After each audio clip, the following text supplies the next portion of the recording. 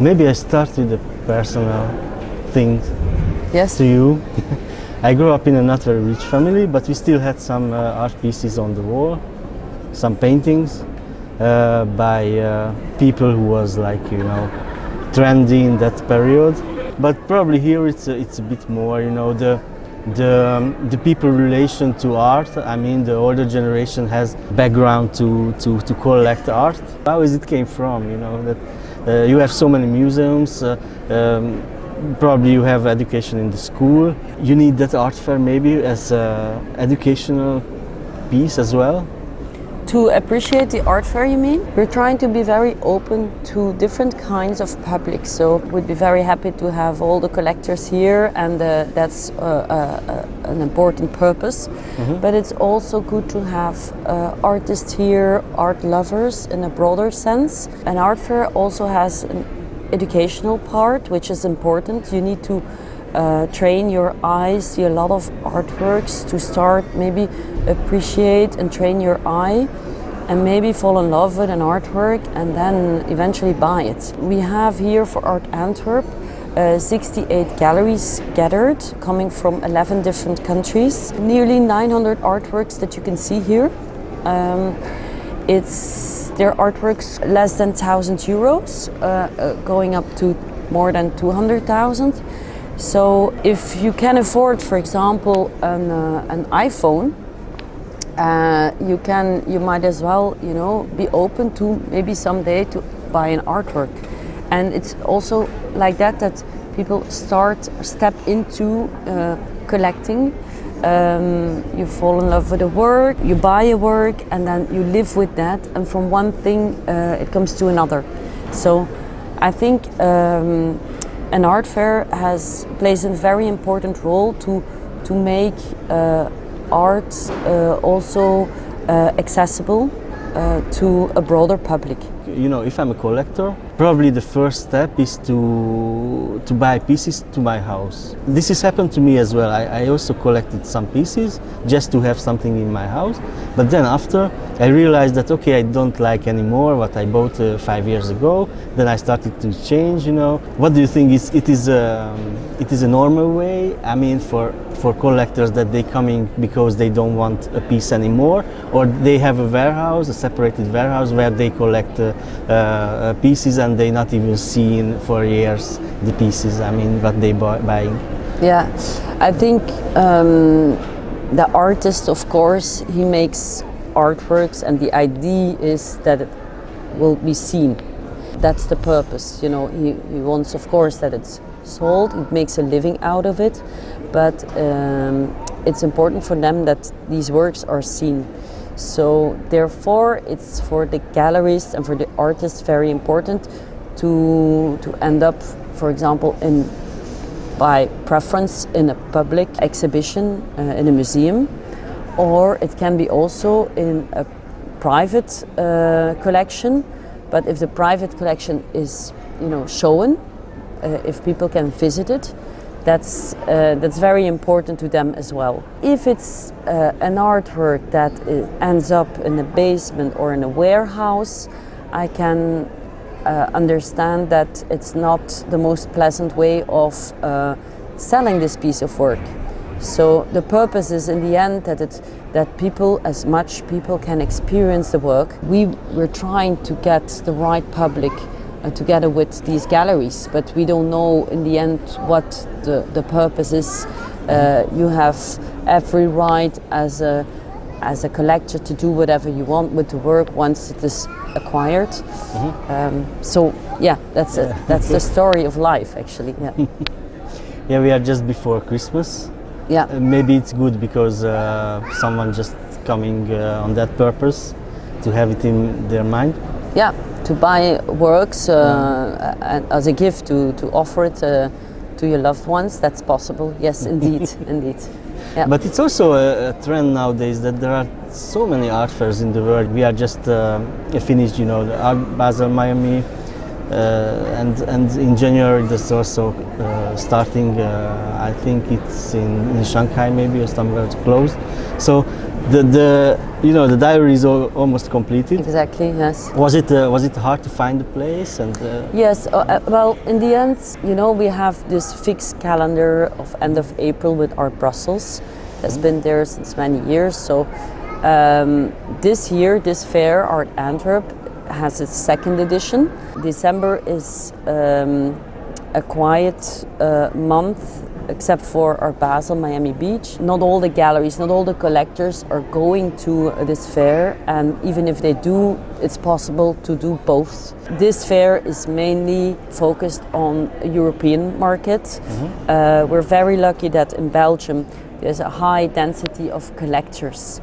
It's quite known for that. The collectors are very curious here and open to support artists. We are quite lucky to set up a second fair in this small country because of this density of collectors. And we have chosen a slot that is still far enough from April, but it's smaller, it's a bit cozy, it's a little bit more regional.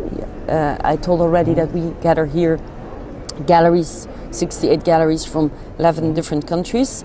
For Art Brussels, it's about 160 galleries coming from 28 different countries. So it has, let's say, a more international resonance. There's sales going on here, people are happy, and it's actually one last gathering before the end of the year. So it's quite nice. That's also a trend that galleries getting more and more sales in the art fairs and not in the every year activities. I mean the bigger gallerists started to saying that in the art newspapers. Do you think that trend continues in the future and people are, collectors going to art fairs instead of going to local galleries? Well, I think galleries need to focus on both. Actually, I think they need to choose very well which fairs that they're going to do, but also continue working on their program, gallery program, because you could discover more about the DNA of the artist. But it's quite easy a fair. Actually, here you have 68 galleries. You can walk around for 2-3 hours and see an offer, which is quite difficult. If you want to visit 68 galleries, it will take you a few weeks to do that. It's easy to have everything under one roof and to have these conversations. You also meet other collectors, you're in contact with artists, so it's also a nice meeting place. So it makes totally sense to do art fairs, but you also need to work on and continue working on this gallery program. So both are necessary, I think, to have an ambitious gallery program. You also have an off program. I just wrote down some things of that. The Photo Museum, Architecture Institute, Koninklijk Museum, there are many. So this is also a kind of education? Yes. Actually, it's not only educational, it's also this year we managed to attract much more collectors also coming from abroad. Last year it was not possible because of COVID. Traveling was quite difficult. Now it's easy, the borders are open, and we want to make Art Antwerp also an attraction pole because of its city. So people can visit the fair but also discover the city. And the city has a lot of interesting institutions here. So it can be, there's also a great gastronomy here, there's a lot of fashion design here. So it can be like a trip.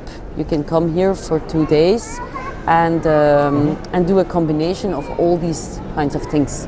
So of course the museum, the Koninklijk Museum of Fine Arts, of Schone Kunsten, was closed for 11 years. It just recently opened again, and it puts Art Antwerp also on the international spotlight. And what can you say to the younger generation? I mean that I realizing that many young people just use their phone and instead of going to exhibitions physically, because it's everything is there, and you can virtually go to many galleries. But I think it's not working in this kind of art fair, because even you have the pictures, it's so much different when you come, and actually you can use many directions you can get closer to the picture, you can see it in a bigger total view. So I think this kind of physical experience is needed, but I'm not well, not anymore the younger generation. What can you say to them? Why come to this art fair? Well, it's important that we don't, avoid the digital. It's very important. So we have also an online sales platform. We collaborate with Artsy, and there is an offer online where you see all these works uploaded by the galleries, and the price is also mentioned. You can compare the works, and then you have here the physical. The galleries who are here were showing the physical work. Sometimes there's a difference. If you see the work digitally, then it's always nice to see it also in real life. But for us it was important to offer these two platforms, because we as a fair, we're focusing on communicating the visitors, so the collectors, to come to the fair. Whereas Artsy is promoting it worldwide. They have a huge database globally. So a gallery here from Antwerp participating here might as well sell to a collector from Hong Kong. So there are different layers, and it's important for the galleries and the artists, because of course when there is a sales done, it supports directly also the artists. This year was also interesting because there was a big rise on NFTs, but on the other hand, the blockchain just collapsed. I mean, many things broke, and of course the price went down dramatically. Let's say. I know a lot of people who just eliminated their money on that. We don't know what the future will bring, but it's interesting. We have also an artist here who did something very nice actually. His name is Nele Verhaeren, and he did a hack on the booth. So you have to know that the galleries, they feel a lot of pressures coming from the artist, because I mean each artist wants to be shown at the booths. This artist is part of a group show in the fair at +1 Gallery, but he did a hack on the stands. Let's say that he made VR experience of the booth as if he has a solo booth, and as if it is the only booth in the entire fair. And to discover this work, you need to wear VR glasses, and you can navigate into the fair and you can see the booth. He also made NFTs. You see the physical work, you experience the work through the VR glasses, and again you have this NFT. So artists are quite clever. They're working on different levels, and they see it as a canvas. We don't know what the future will bring. These are artists who have their finger on the pulse, and they are using this as some sort of discipline. Thank you very much for the discussion.